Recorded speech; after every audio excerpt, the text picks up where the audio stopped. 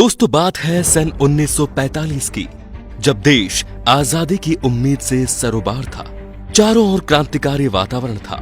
ऐसे में एक गढ़वाली परिवार में जन्म हुआ बेहद ही साधारण से दिखने वाले बच्चे का पूत के पांव पालने में ही नजर आने लगते हैं। पिता आर्मी ब्रिगेडियर थे, तो देशभक्ति के संस्कार खून से ही मिले।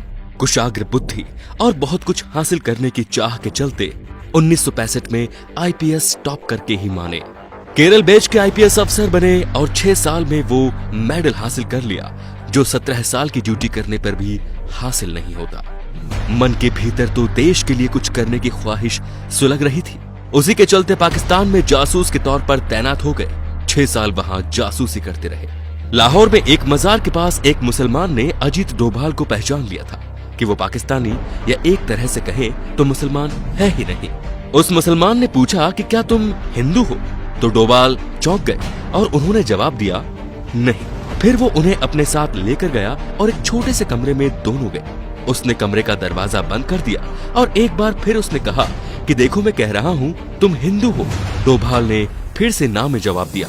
तो उस मुसलमान ने अजीत से कहा कि तुम्हारे कान छिदे हुए हैं। डोभाल ने बात मनाते हुए कहा कि हाँ, बचपन में मेरे कान छेदे गए थे, लेकिन बाद में मैं कन्वर्ट हो गया था।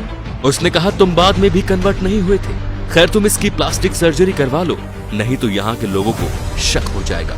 1987 में खालिस्तान में आतंकवाद के वक्त पाकिस्तानी एजेंट बनकर दरबार साहिब के अंदर दाखिल हो गए। 3 दिन तक लगातार आतंकवादी के साथ मिलकर रहे और उनकी सारी जानकारी ली और ऑपरेशन ब्लैक थंडर को अंजाम दिया। 1988 में कीर्ति चक्र मिला। ये अवार्ड लेने वाले वो देश के एकमात्र नॉन आर्मी व्यक्ति थे। असम जाकर उन्होंने उल्फा आतंकवाद को कुचला।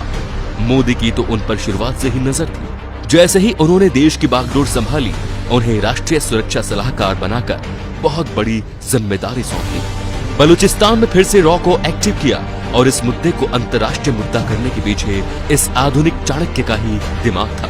केरल की 45 ईसाई नर्सों को ईरान में आईएसआई ने जब किडनैप कर लिया था, तो वो स्वयं ईरान जाकर बिना किसी नुकसान के उनको वापस लेकर देश आए। मई 2015 की सर्जिकल स्ट्राइक के वक्त तो एक इंसान जान गया कि उनकी अहमियत क्या है, जब म्यांमार से 5 किलोमीटर अंदर घुसकर 50 आतंकवादी को मारने का कारनामा उनकी ही कप्तानी में हुआ था। नागालैंड के आतंकवादियों से ऐतिहासिक डील करवाने वाले और उनसे हथियारों का समर्पण करवाने वाले वही थे। उन्हीं की हिम्मत और ना डिगने वाली सोच ने भारत की डिफेंस पॉलिसी को अग्रेसिव बनाया। इसी का नतीजा था कि जब पाकिस्तानी शिप भारत की सीमा में दाखिल हुआ, तब बिना किसी चेतावनी के उसने उसको उड़ा दिया। फिर आया इतिहास का वो सबसे बड़ा दिन। दिसंबर 2016 में पाकिस्तान की जमीन पर पहली बार सर्जिकल स्ट्राइक हुई। 3 किलोमीटर अंदर जाकर 40 आतंकवादियों और 9 पाकिस्तानी फौजियों को मारा। अपने किसी सैनिक को आंच तक नहीं आने दी। एयर स्ट्राइक में भी उनकी ही भूमिका रही। राइट विंग हिंदू संगठन विवेकानंद यूथ फोरम की स्थापना करने वाले भी वही हैं। इतिहास में कहानी है बाजीराव की, जो कहता था दिल्ली जीत सकता हूं, और वर्तमान में हौसला है उनका जो कहते हैं इस्लामाबाद जीत सकता हूं। और कोई नहीं, वो है मोदी के चाणक्य अजीत डोभाल। तो दोस्तों, कश्मीर में 370 हटाने पर पैदा हुए हालातों का जायजा लेने भी अजीत डोभाल स्वयं गए थे और उन्होंने अपने हिसाब से ही स्थिति को सामान्य किया और वहां के लोकल लोगों के साथ मिलकर उनके साथ हंसी ठिठोली करके उनके साथ वक्त बिताया।